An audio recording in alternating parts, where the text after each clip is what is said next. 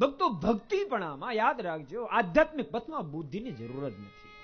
બહુ સાચું કહું, બુદ્ધિ વધારે હોય તો તાળા મારી દેવાના.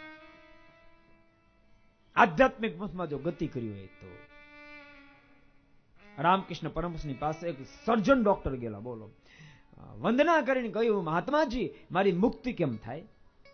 સજ પૂછ્યું, બાપ તમે કોણ છો? તમે મને ઓળખતા નથી? અરે આ શહેરનો ફેમસમાં ફેમસ MS સર્જન ડોક્ટર છું. અને પરમહંસના મોઢામાં શબ્દ નીકળ્યા, તો તારો મોક્ષ નહીં થાય, તો તારી મુક્તિ નહીં થાય. કેમ?